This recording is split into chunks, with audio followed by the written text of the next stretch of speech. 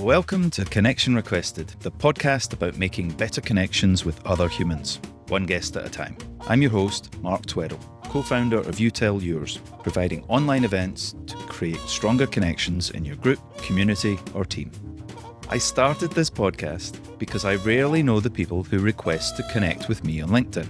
But whether it's Facebook friends, LinkedIn connections, or followers as they're called on Instagram, TikTok, or Twitter, social media doesn't easily provide the kind of meaningful connections that I seek in my life. So this week, like last week, my guest isn't a new LinkedIn connection. He's someone I've known for a few years. And like last week's episode, we met up in person to record this. So let's get straight on with this. 2 minutes to tell the story of your name with no preparation. No one else can tell that story better than you. You are the subject matter expert, after all. My name is Monte, and the story how I know it is that my dad didn't want me to have a name like most other people, and he knew somebody by the name of Monte Carrillo, and that was kind of where the name came from. And then later it turned out that Monte also happens to be in Italian and like Spanish. I think it means mountain. And so every now and again, people would ask me about my name and I would say, oh, it means mountain, like it was intentional, but it wasn't, you know. Another thing about my name, I will say that it upsets me when I meet other people with my name. And I think that's because of my dad, you know, he always wanted it to be unique and whatever. That always stuck with me. And now I see like I'm getting back into stand-up and there's somebody with the name Monte. And I'm always thinking like, I wonder if that dude's name is really Monte or if it's Montgomery. Because my name is really just Monte. So like when there's like a Montgomery or a Montague or whatever, and then they call themselves Monte, that drives me crazy. I think other than that, I do like the name too, though. I do love having the name. It adds a level of uniqueness to me and whatever that means, being me. But I think as far as like just trying to be unique and whatnot, it's very difficult as far as even like as a performer and whatnot. So I think that the name helps kind of set me apart from other people. So I think it helps give me a little bit of an advantage. So I like my name and I like the story with my name. Thanks, Monte. I love talking to Monte. He's so curious about other people and the way they live their lives. It was fun hearing him where he had to fill the time for the exercise. That meant he couldn't stop and ask me questions. You know, I think I first met Monte and Anne at a mutual friend's birthday party where we all played softball, which reminds me, I haven't mentioned Anne in the Monte and Anne was the first guest that I had in this podcast. Another lovely person. So if you haven't listened to episode 1, you should go back and find out what Anne is all about. I think Monte and Anne are the only people with whom I've created a lasting bond that I've met at a birthday party in my adult life. I think I said last week, there are too many people who struggle to make connections in their adult life, you know, after they leave school. Monte is not one of those people. Speaking of school, let's hear Monte tell us a 2-minute story starting with the words, "The teacher I remember." The teacher I remember most, there's two. I remember this Miss Nicosia when I moved into a new neighborhood. And I just remember the name for some reason more than anything, but I was remember the name. But more importantly, I remember my freshman drama teacher. Her name was Mrs. Growalski and Mrs. G. I remember her because she was, as far as like a teacher goes, like the best teacher I feel I've ever had so far. The one I felt that I had this strongest like connection to, like, it's you know, it's weird. It's hard for me to talk about her.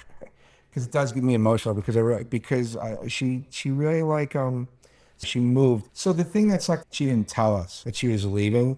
So we come back sophomore year, and this was a teacher that was like everybody loved, great. And being a kid from like a shitty neighborhood in Chicago, and I was scared I was gonna get stuck at like Calvin Park High School, which was like all gangbangers, or Prosser, which was gangbangers. And I auditioned for Lincoln Park High School, and I got in. I couldn't believe I got in because I was like, I wasn't a good actor. I don't know how I got in. And then when she didn't come back, when we showed up the sophomore year, there was a new teacher there. We were like, what the? She wrote a note for us and she pointed a few people out. And I was one of the students she pointed out in her letter. And she's like, in Monte, she said, you know, you weren't the best actor at the audition. She goes, but you were just so cute. I had to have you. And she's like, so, you know, and whatever. And she mentioned some other, and whatever. There's other things I'm actually pulling back on some of the stuff because it chokes me up.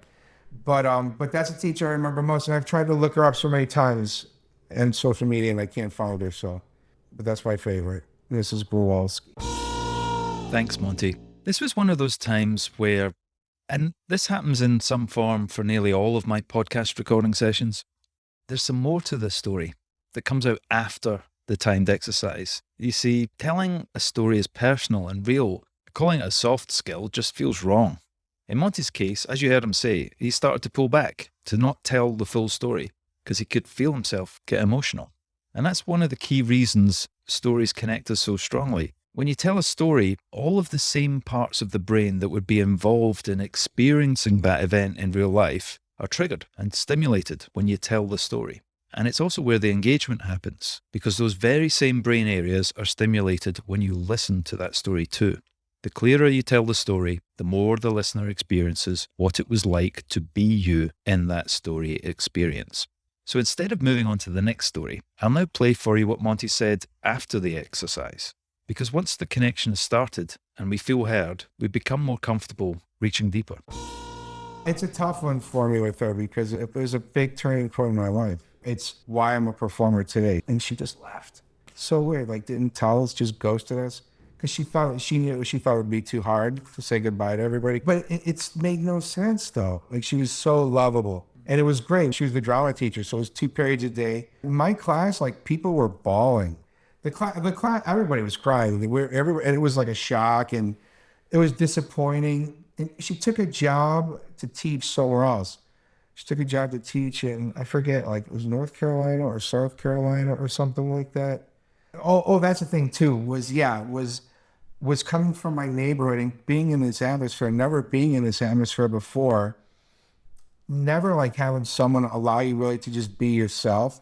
And the class would start every day with like just like a warm up. Like we would go into the theater. We had a really big theater, high school, and she would play Flashdance and Gloria, and we would just run around like loosen up our bodies or like do stretches, and then she would lead us in like physical stretches and like breathing exercises, and then we would run around some more to like another song and just shake it out. And then we would come out and then do acting stuff. Then she would like teach us acting stuff.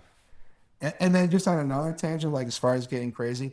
So the teacher that took over for the drama teacher, Miss Robinson, we ended up becoming friends years later. I went back like years later, and Miss Robinson, the teacher that took over for drama, she was still there. And oh, holy shit, this is crazy. So she was still there, right? But when I came back, we were talking, she was really cool. And then I told her, I was like, I'm actually still acting, and I do improv. And she's like, oh, would you like to come and teach improv? And so anyway, I ended up, she like worked like this system and like somehow like made me like a legal assistant. Like, and I would get paid like nothing really. And so I did this for 3 years, right, with her. And I ended up going and teaching improv at Lincoln Park High School. So anyway, so here's the thing is I was there for 3 years, and then Miss Robinson did the same thing Mrs. Growalski did. Miss Robinson, she retired but didn't tell anyone she was retired. So she did her retirement and ghosted her students. And then the next year, like, in the thing that I came in September to report to, like, because I would show up the first day of school, I would show up and she'd be like, hey, and we'd go through the thing like, okay, this is what we're going to do, whatever. And I show up, she wasn't there. And there was this other dude there. And I was like, hey, and he's like, well, she retired. And I was like, what? Are you kidding me? And the thing was, she lied. So the reason I was able to teach there was because she said that I was coming in from a theater.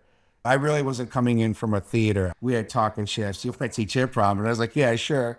And so she just chose an improv theater of her choice and said, this is where he's coming in from. She made up the lie and then vouched for me for her own lie. It was so funny, but I got this teaching gig and I taught there for 3 years, but it was just crazy that it was like, she just ghosted too. And it was like, what is wrong with these drama teachers? Like, they just up and go and don't say anything.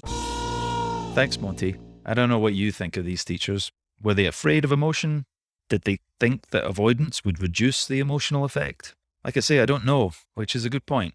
I now understand more about what the effect was on Monte because he shared his story. For the teachers, we can only make up some fiction in our heads until they share their stories with us. And at work, that happens a lot. You know, someone does something, we don't know why. They've never shared their stories with us, so we don't know them very well. And if you're anything like me, you make up a story in your head, and generally it's not a good one. Like they think they're better than me. They don't rate me. They think they don't need to follow the rules, or whatever the negative story is that you lean towards. And that's why I love getting groups to share their stories. Because when they connect, suddenly the story becomes clearer, barriers drop. And in that same situation, when somebody does something that we can't understand, we can be curious without being perceived as being critical, or being afraid of being perceived as being critical. Now let's hear Monte's story about connection. When I was a child, I think I realized very early, I had this realization that people, it's people are what make things happen. And whatever you want, it's going to come from another person. And so it's very important to make important connections. But here's the thing though, as good as I am at making connections, I'm a little bit better at ruining connections. It's crazy because I'm a hero at making connections. And a lot of people think man, this guy's gregarious, won't take trips with him and everything. But it's I'm just a little bit better at ruining this exact same thing. It's weird. I've made a ton of great connections just through not being afraid to talk to people and not being afraid to ask people questions. And the thing is, even though I have an ego and whatnot, I do enjoy listening to what other people say. Here's the thing: if I do get genuinely bored with what someone else is saying, I'll figure out a way to try to get away from them. But it's rare. I can listen to anyone for a certain amount of time. One of my friends was like, "You have an interesting way at making people feel that they're the most important person in the room when you're talking to them, and that you're really interested in what they're saying." And I was insulted because I said, "The truth is, I am actually interested in what they're saying." And at that point in time, they are the most important person in the room because I'm talking to them and I am interested in what they're saying. So I think that my friend's misconception is actually one of my honest strengths, and in making connections and how I make connections.